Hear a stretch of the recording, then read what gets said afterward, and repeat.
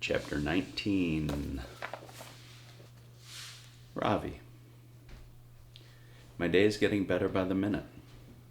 First, Mrs. Beam had liked the non-katai. Then she was impressed when she noticed how far I had read ahead in Bud Not Buddy. Now it is time for gym class. I was junior school sports captain at Vidya Mandir last year, even though I was only in 4th grade. If American gym is anything like PE in India, then my troubles will soon be over. I looked down at my clean white shoes. Das Sir, my PE teacher at Vidya Mandir, would be pleased. Every day before class he lined us up and first checked our shoes. They must be pure white, he insisted. Thanks to Amma and her polishing skills, mine were always as white as snow. Das Sir would sit in the shade of his favorite neem tree and tell us to start with some drills, stretching exercises, jumping jacks, and 1 round of running. I always finished first. Pramod, a close second, and Ramaswamy, the poor sod, came dead last every time. He was slow, not only in reading, but at everything else as well, including running. Das Sir had no patience for him. Ramaswamy had such a big belly that when he tried to touch his toes, he would bend his knees and Das Sir would give him a whack with a neem twig. We all laughed our heads off when he howled. After the drills, before we played cricket, Das Sir would send Ramaswamy off with the girls to play throwball, or tennis-court, or coco. The gym teacher at Albert Einstein Elementary School is called Coach Victorine. He has a funny nose and no mustache, but he dresses exactly like Mr. Das. White shirt and black tracksuit bottoms. I'm looking forward to impressing him and everyone else with my skills. Coach Victorine leads us out onto a large grass field behind the school. He has a canvas bag containing several metal bats and some large yellow balls. I've never played American baseball, but I imagine it's a lot like cricket.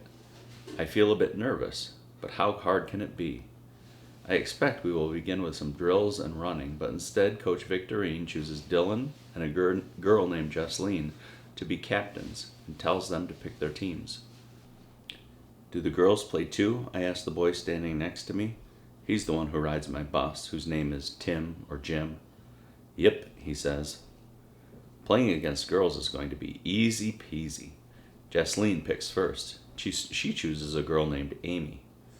I wave at Dylan to get his attention, then point to myself. I was first batsman at Vidya Mandir, I call out. I want him to know I won't let him down if he picks me. He chooses the boy named Robert instead. I was sure he would pick me first, but I remind myself that Dylan doesn't know anything about my athletic abilities or that I was a champion cricketer. It's Jesseline's turn to pick again. I'll take you, she says. At first, I think she is pointing at the girl standing in front of me, but instead she has picked me. I can't believe I am going to play my first game of American baseball on a team made of girls. This is all Miss Frost's fault. If she hadn't made me go to the resource room yesterday, Dylan and I would have had lunch together. I would have told him about the Gold Cup I won last year for scoring 2 centuries in our final cricket game. He would have picked me first for his team today, and together we would have beaten the other team hollow. Jesseline chooses a few other boys for her team as well, so at least I'm not alone. Dylan will be surprised when he sees how well I play. I predict he will regret not picking me first. It's time to warm up, so I grab one of the bats and give it a good hard swing. Baseball bats are quite different from cricket bats, and I want to get a feel for it before the game begins. The next thing I know, Coach Victorine is screaming his head off at me. What have I done now? Chapter 20. Joe. Coach Victorine reminds me of a penguin. He has a long nose, like a beak, and when he walks, he waddles. Line up, ladies and germs, he tells us. I played Little League for 1 season when I was 7, but I wasn't any good at it. Even with my earplugs in, all that yelling was too much for me. Plus, I'm pretty uncoordinated. As soon as the coach figured out I couldn't hit or throw or catch a ball, I spent the rest of the season sitting on the bench eating sunflower seeds. I didn't mind. I like sunflower seeds. I don't like playing baseball, but I like to watch it on TV. My dad is a Phillies fan, but I'm into the Boston Red Sox. They're epic. In gym class, instead of baseball, We play slow-pitch softball. Dylan and Jasleen Arnado are the best hitters, but Amy Yamaguchi has got mad skills too. Emily Mooney isn't bad either, which is surprising because she's white as a marshmallow and so skinny her arms look like toothpicks. Jasleen picks first. I want Amy, she says. Amy Yamaguchi runs over and starts hugging her.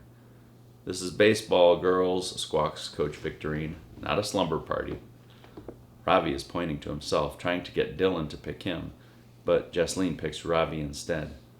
He is so shocked he looks like he's about to pass out. Jasleen probably chose him because she feels sorry for him. Girls do junk like that.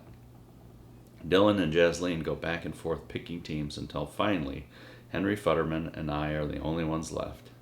Henry is as uncoordinated as I am.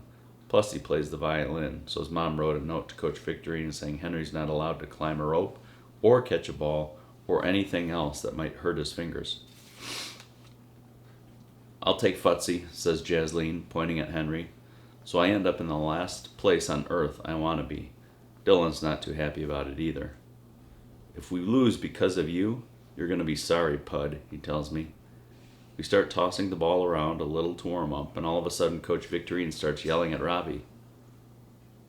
No rec specs, no ball, no exceptions. Excuse me, says Ravi. I don't understand. You can't wear your glasses when you play ball, kid. It's a lawsuit waiting to happen. In India, I always wore my glasses when we played cricket, Ravi says. Well, in case you haven't noticed, this is New Jersey, kid. You need to go to the eye doctor and get yourself a pair of rec specs like those. He points at Henry, who's wearing a pair of prescription goggles instead of his regular glasses. Can you see without those things? Coach Victorine asks Ravi. Not very well, he says, pushing his glasses up with his nose. Take your pick, kid. Sit on the bench or play without your glasses, says Coach. Up to you. Ravi takes off his glasses and puts them in his pocket. I'll play, he says. Our team is up first. We do okay for a while, but then when the bases are loaded, I strike out and Dylan gets ticked off. Way to blow it, Pud, he says, grabbing his glove off the bench and stomping off to the pitcher's mound. Dylan Samreen does not like to lose. Amy leads off for the other team, and she gets a hit. Emily and Jasleen get hits too, so Ravi comes up with the bases loaded. He's squinting pretty hard as he steps up to the plate, and I notice he's holding his bat funny, down low like a golf club. He swings and misses twice, but on the third pitch he brings his bat up, catches a piece of the ball, and sends it foul. Good cut, shouts Coach Victorine. Jasleen and the rest of her team go nuts, jumping up and down and screaming for Ravi to do it again. Even from far away I can tell Dylan is up to something. When he turns his head to his side, I see the gleam of his eyes. In slow pitch, the ball is supposed to come at the batter in a nice arc, but Dylan winds up and pitches a fastball right at Ravi's head. Duck! I yell, but it's too late. And tomorrow we'll continue with chapter 21.